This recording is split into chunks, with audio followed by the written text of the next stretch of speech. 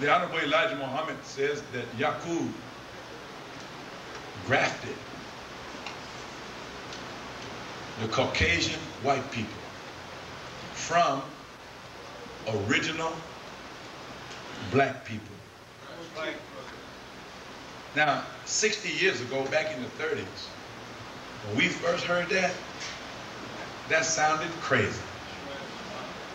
How could you say that white people were grafted from black people? That's a fairy tale. If you read the so-called autobiography of Malcolm X, they got a little account in there about Yakub's history, but it's told in a tone of gross mockery. It's almost like Malcolm was trying to say, how could I have believed this foolishness? That's right. That's right. Or at least that's what Alex Haley put in it. I mean, Malcolm didn't really write it himself. It's hard to tell where Malcolm begins and leaves off and Alex Haley begins. Because the autobiography, strictly speaking, is supposed to be written by the person themselves. Right. But here you got the autobiography of a man, Malcolm X, written by another man, Alex Haley. That don't even make sense. Sort of casts doubt on the whole book, wouldn't you say?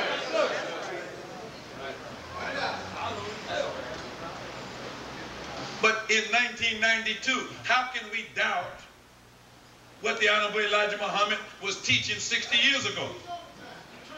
You have to realize that we must guard against giving too much credit to this world and how smart we think they are.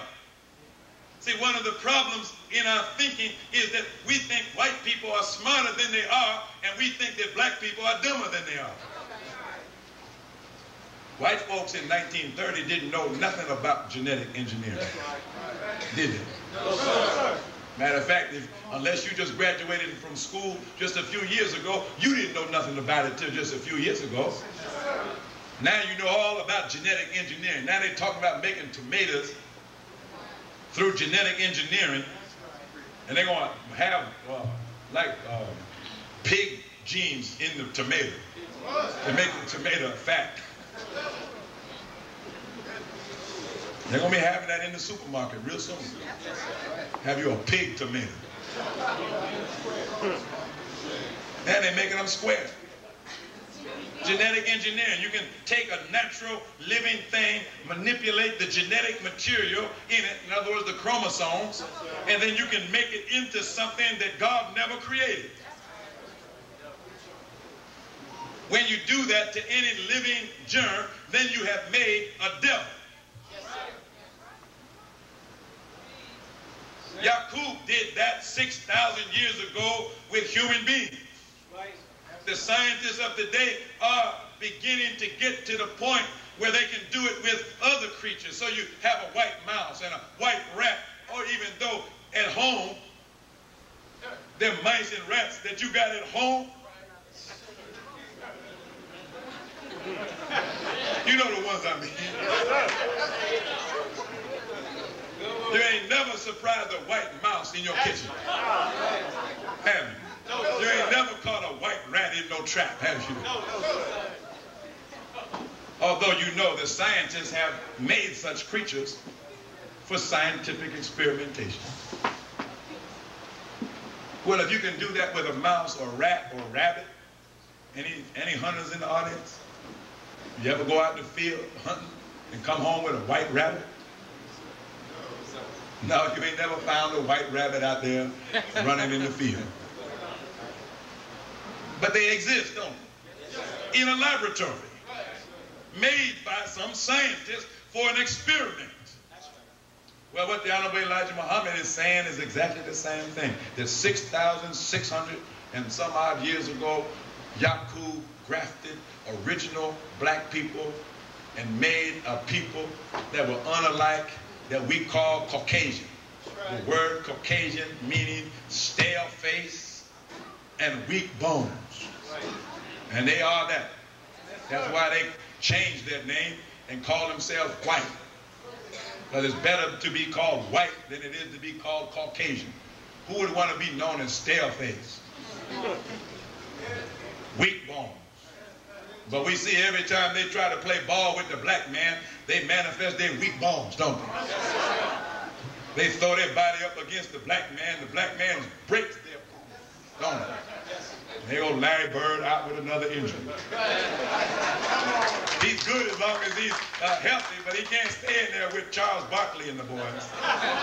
They bust him up. Yes, right.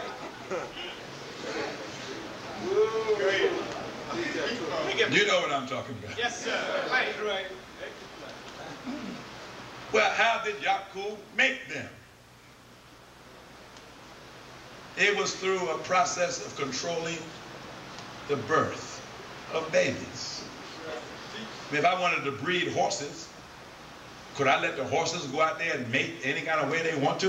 No, sir. If I was breeding dogs or cattle or sheep or any creature like that, if I want to breed a certain type of cattle or sheep or goat or whatever, don't I have to control them? Yes, sir. And make sure that I choose who mates with who? Right. Well, that's what Yakub did. He set up a system like that to control the mating of human beings because he was trying to produce certain characteristics in human beings that normally would not occur. That's right. By doing that, you can come out with a little itty-bitty dog that'll fit in a teacup. You just don't let no big dogs mate with these dogs. Any big dog come around, you run that dog away with a stick, don't you? Leave my little dogs alone. I'm trying to get me a midget here. And if you can control that for enough generations, then you come up with a little midget dog.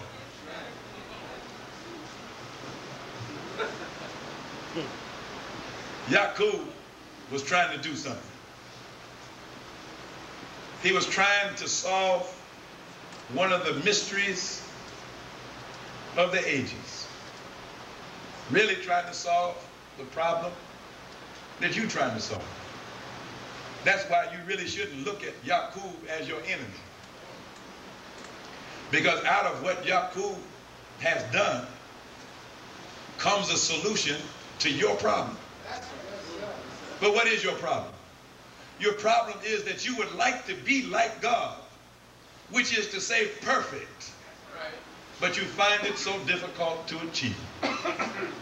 Sometimes it's like your understanding is perfect, but your ability to act on what you understand is imperfect. Yes, sir.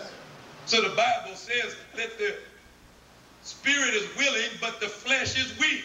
Yes, so we want to be Muslims because we know that is the way we should go if we want to perfect ourselves physically, mentally, and spiritually or morally. But when we try to practice Islam, that's when we find out how difficult it really is.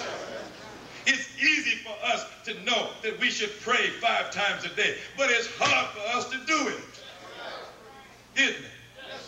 It's easy for us to know that we should fast, especially during the month of Ramadan, but that we should fast and eat no more than 1 meal a day or 1 meal every other day. But it's hard to put that into practice, isn't it? Yes, sir. We know we should tell the truth regardless to whom or what. And it's easy to hear that being preached in the mosque, and we believe it, and we bear witness that that's right. But we end up telling lies before we hit the front door. If somebody asks us the wrong question that's going to put us in jeopardy, then we go to lying. So what is it that makes it, on the one hand, possible for us to understand what perfection is and what righteousness is, but on the other hand, so weak that we can't seem to put it into practice? And the Honorable Elijah Muhammad made it very clear that mere belief counts for nothing unless it is carried into practice. That's right. So believing in Islam, that ain't enough. You got to practice it. Yes, sir. Believing in truth, believing in righteousness, believing in freedom, justice, and equality, that's not enough. You actually have to have the power to put it into practice. And what we have noticed all of our lives is when we go to put these principles into practice, our practice always falls short of the ideal. Yes, sir. So we mostly tell the truth. We're honest most of the time. We're righteous if we don't get tempted too bad. We can stay on the fast if we don't get too hungry. And I was doing good when I quit smoking till I went to the office party. And everybody in there was smoking, and I just broke down. And I really had given up reefer. Till my no good friends came over and offered me some, and then before I knew it, I don't know what happened to me. Go ahead. Isn't that the way it goes? Yes, sir. They say the road to hell is paved with what? Good intentions. The real mystery of the ages is how come we can have such good intentions but we end up in hell? And so Yakub discovered, listen good now, Yakub discovered that in the nature of the original people of the earth, there was an unlike nature that was operating in a hidden way. That on the surface, yes, you're a good person, you're a righteous person, you're a truthful person, you're in the image and likeness of God. But underneath that, there's another reality, another hidden power or aspect of yourself that exerts a subtle influence on your thoughts and your behaviors. Yes, sir. So when you start off on the right path, pretty soon you start deviating. And before you know it, you have deviated so far, you wonder, what happened? How did I get over here? How did I get off the path? I was doing so good. Hasn't that happened to you? Yes, sir. Don't it keep happening to you? Yes, sir. That's why you have to keep pulling yourself back and pulling yourself back and struggling and struggling. And it seems the more you struggle, the harder it gets. Till sometimes you get to the point you just say, the hell with it. Yeah, many of us say that. The hell with it. It's too hard trying to be right. Well, Yakub said, I wonder what that is that makes us do wrong. It's hidden. It's covered up. We can't see it. Let me see what I can do to bring it out into manifest reality. Yes, sir. Yes. And so he set up a system of birth control to not allow the real dark ones to marry. He did it, and they still follow it to this day. You can't just go get married because you're in love. You got to go get a license, and before they give you the license to marry, they got to take a blood test. That's from Yakub's day. Yes, sir. And he had the doctor to tell the people if they were real dark, well, you can't marry because your blood doesn't mix. You have to choose another man. Tell the minister, don't marry him. You know, because the blood didn't mix. That was a lie. It was just that Yakub was trying to do something. Yes, sir. He came back and the two mates were not too dark, or one was lighter than the other, then that was permitted. The doctor would tell another lie and say, well, the blood mixed this time, so you can go on and get married, and the preacher would marry them. Then he would bless them and hope that they had many children. Now, when the children started being born, if the child came out real dark, then the nurse was there to deliver the child and to kill it instantly. Kill the black child, save the lighter ones. Tell the mother where your baby was stillborn and went to heaven already to find you a place. So just keep trying, you know, maybe the next one will be good. If the next one born was lighter, then let that one live. Present it to the mother. Tell her she gave birth to a very, very great child that would be a great man or woman one day. By doing that, over generations, within 200 years, Yakub had produced a different population of people that were no longer black. They were brown. He continued that.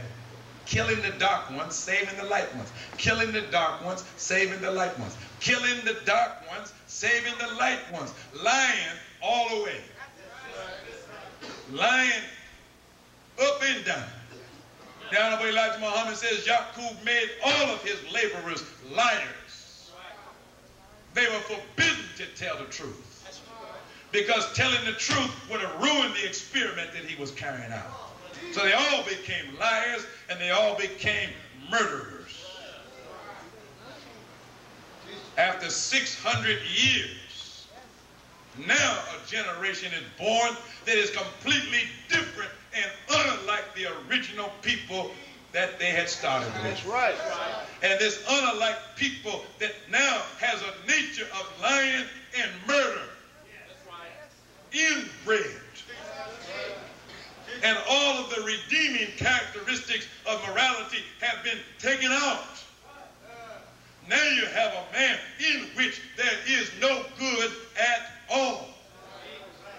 Now you don't have someone in the image and likeness of God. You have someone that is in the image and likeness of Satan. That is Satan. That's right. That's right. He's a liar and the father of lies. He's a murderer.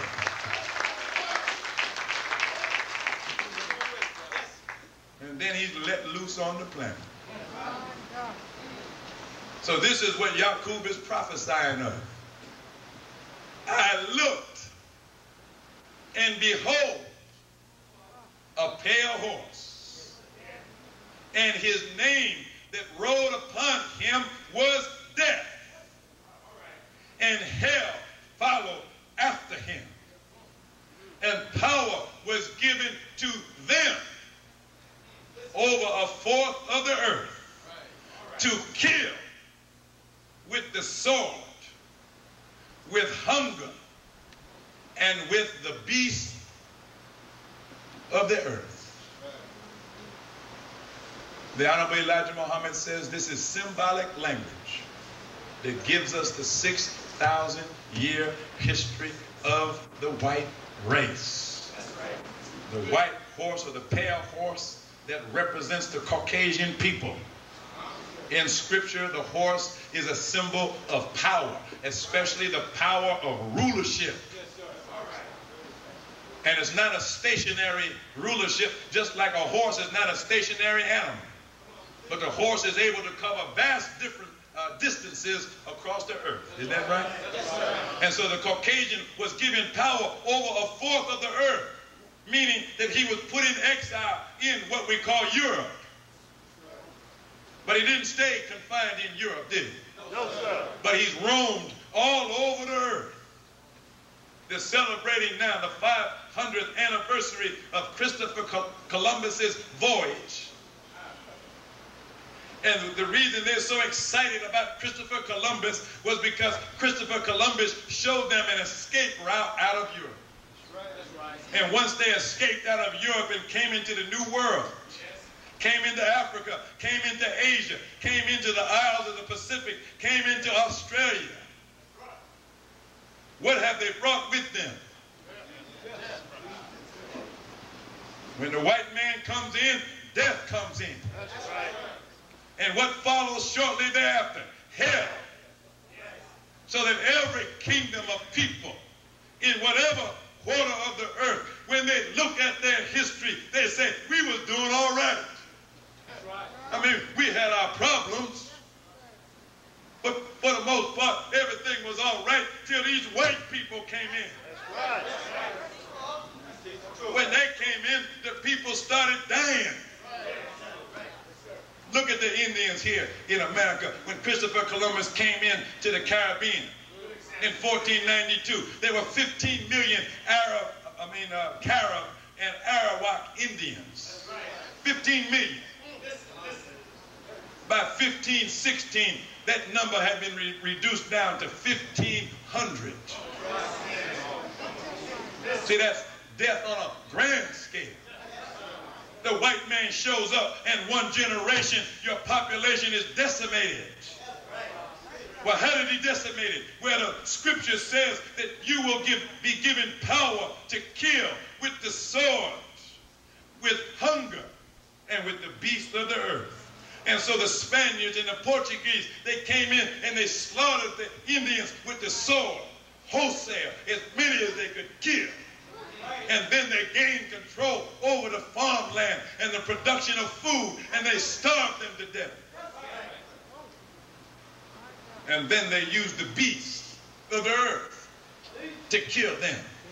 Not the big beasts, but the little beasts, the little beasties that are the microorganisms, the viruses, the bacteria, these kind of invisible beasts that they carried with them out of Europe, the germ for syphilis, tuberculosis, smallpox, all of these epidemic diseases that had never been seen in the world before. The Caucasian brought these beasts with him.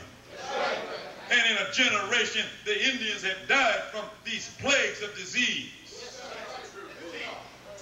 So a little handful of Europeans start marching through Central America and South America, destroying the Inca Empire and kingdom that had existed for thousands of years. They do the same thing in India, same thing in Indochina, the same thing in China, the same thing in the Isles of the Pacific, in Malaysia, in Indonesia, in the Hawaiian Islands.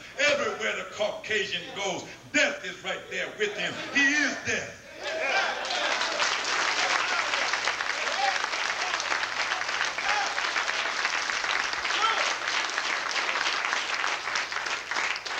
Don't make a mistake. We're not saying that they're wicked because they're white. The color of a man's skin is not what makes him good or bad. He's wicked because of what he does, and what he does is coming out of the nature in which he was grafted by Yakub. He has a philosophy of white supremacy. And this is poison to the mind. Because when you begin to evaluate reality on the basis of the principles of white supremacy, then you are believing in a lie. And whatever you establish on the base of a lie cannot endure. And so when the structure of your mind is based on the lie of white supremacy, then your mind goes out of existence. So the Caucasian takes over the educational system wherever he goes. And he destroys the history of the people. He destroys their respect for one another. He destroys their own philosophies, their own religions, and replaces it with something from himself. And when he is able to take a good image of black people out of the mind of black people and replace it with the image of himself, then he has destroyed your mind. He did it among all people. Not just the black people, but the red people, the yellow people, everywhere, all over the earth. And of course, he's done the same thing in religion. In the spiritual realm, he's produced spiritual death. So Islam today is not what it's supposed to be because it's been taken over by the devil himself. Christianity today is not what Jesus was teaching. Because they not only crucified him, but they crucified his teaching. Put it to death. And then substituted some mystery slave-making religion in its stead that backs up and supports white supremacy. I remember about 15 years ago when Reverend Moon first came on the scene from Korea. And he was trying to bring about a religious revival in America.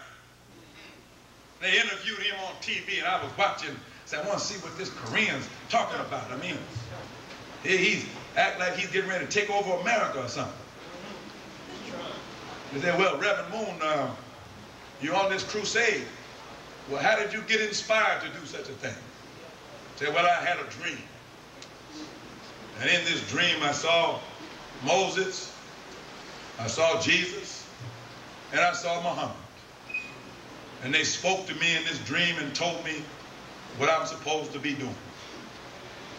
You actually saw Jesus in a dream, Reverend Moon?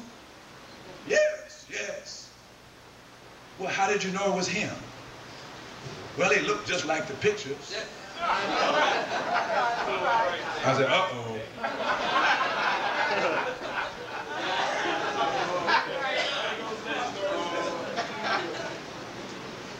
If he looked like that picture that Michelangelo painted,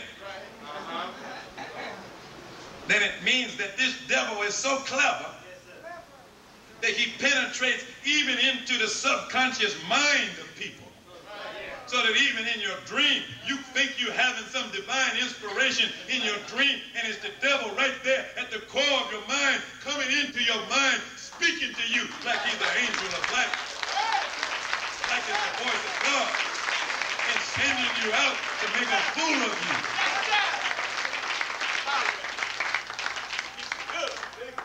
Good teaching.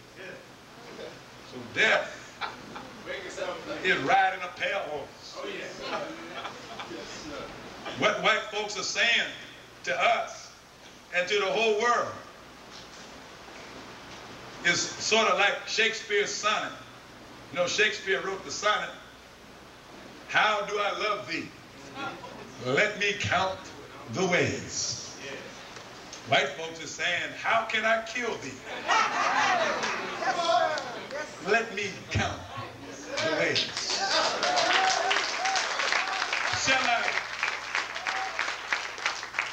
Shall I kill you with the sword? Or would you prefer a gun? Or would you prefer to put on one of my uniforms so I can send you to a foreign battlefield somewhere to die? Would you like me to kill you in your water supply? Or should I kill you in your food supply? Listen. Or should I send crack cocaine into your neighborhood so you can smoke that? Oh, you don't like cocaine? Well, let me supply you with heroin so you can inject it in your veins. How shall I kill thee? You got a free mind. You got a free will. Why don't you tell me the way in which you want me to kill you? Oh, you don't want to be killed by a white man's hand. Well, then I'll put the gun in your brother's hand. And I will influence his mind through records and through movies and through TV so that he will become your murderer. I will make your own children your murderers. I will make your own teachers the murderers of your own mind, because I won't teach you white supremacy myself, but I will send a teacher into the schoolhouse to teach you white supremacy. I won't teach you religion myself, but I will get one of your own people and ordain them as a preacher to come into the church in front of an all-black congregation and teach them to bow down to a Caucasian Jesus. Wake us up, please. How can I kill you? Let me count the ways. Oh, you like sex? Well, let me see if I can put death in sex, since you love to do that, and nobody can stop you from doing that. Jesus tried to get you under control. Muhammad tried to get you under control. The Honorable Elijah Muhammad tried to get your sexual passions under control. And we notice, even though you would put down the heroin sometimes and put down the alcohol sometimes, you ain't never put that down.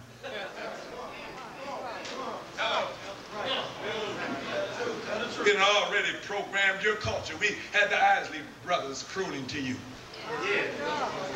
If you can't be with the one you love, then love the one you with. It's your thing. Do what you want to do. I can't tell you who to sock it to. It's your thing.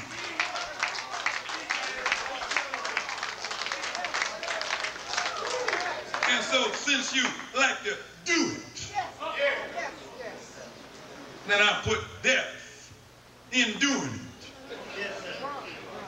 And here we have syphilis, here we have gonorrhea, here we have AIDS, which is death made perfect.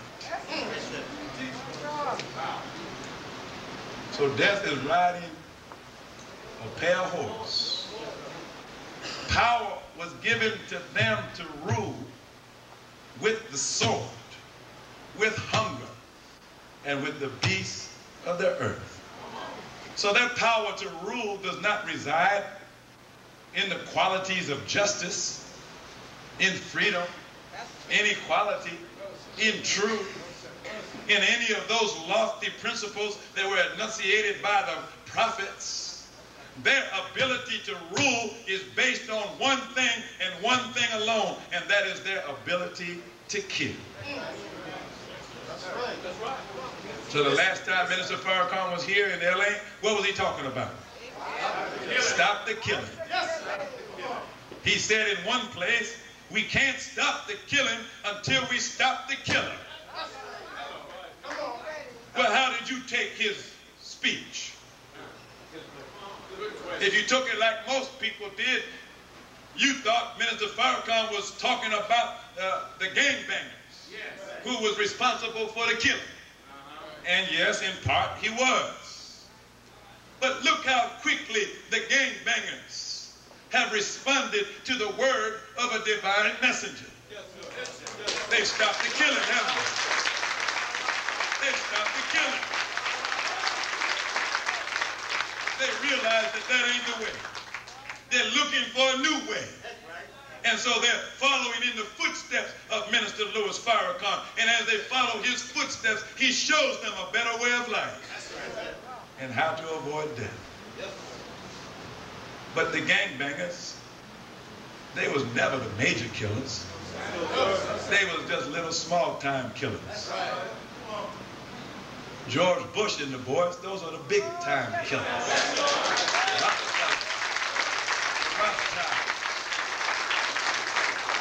Those are the big-time killers. They kill 1.5 million babies every year in the abortion clinics. They killed 500,000 in the Iraq war, dropping their smart bombs. Very few of the 500,000 were actually soldiers in uniform. Most of who they killed were women and children. Look at how they control the food supply in Africa, so that now they're saying that 1/3 of the people in Somalia could be dead of starvation in just the next few days. Listen. Saying that 40 to 50 to 60 million black people in Africa will be dead of AIDS early in the 21st century. Think about this. In most of Africa right now, as well as Central and South America, their policies of the World Bank and International Monetary Fund have produced a situation of negative population growth. That means that more people are being killed than are being born. They're talking about reducing the population of the earth.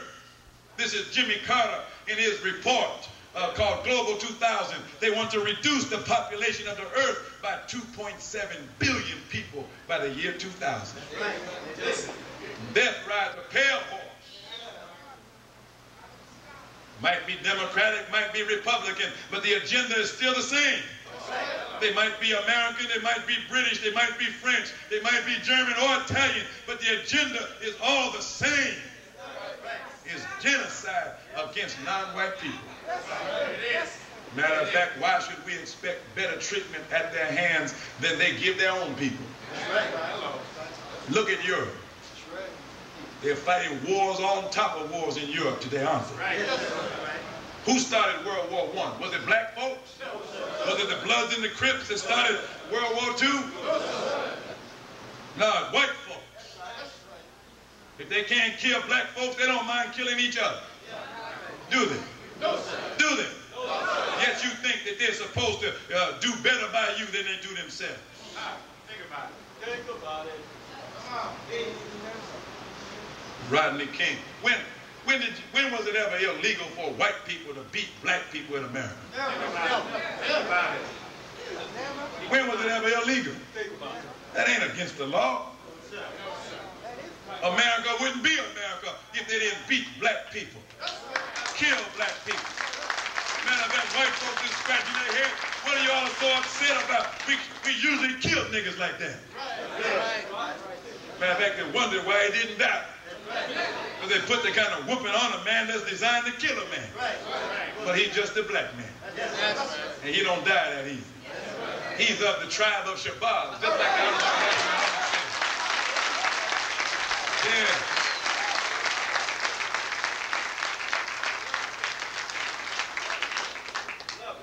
Shabazz is the name given to the tribe that produces the gods. Those that survived the deportation of the moon 66 trillion years ago are called Shabazz. We are the children of our father Shabazz, who sat in the circle of the gods 50,000 years ago. Hello. That's a wonderful name. Yes, sir. That which cannot be conquered, that which cannot be destroyed. Yes, sir. That's who you are. All right. And so, brothers and sisters, we're at the end of this age of death, where white folks have literally given it their best. The good old college try. Yeah. Yeah. I mean, the fact that any of us are still alive today is through no fault of theirs that we're still alive. Listen to what he's If saying. George Washington and Thomas Jefferson could see 30 to 40 to 50 million blacks and Chicano brothers and sisters and Indian brothers and sisters in America still alive in 1992, they would be turning in their graves. Because they had set in motion an agenda and a policy in this country that was designed to destroy us all together. Right. Listen, listen. Your very existence is a threat to them. Yes, sir. Yes, sir. And so that's why today, brothers and sisters, we're not justified in harboring any fear at all, except the fear of God, Yes, sir. All right. which is considered to be the beginning of wisdom.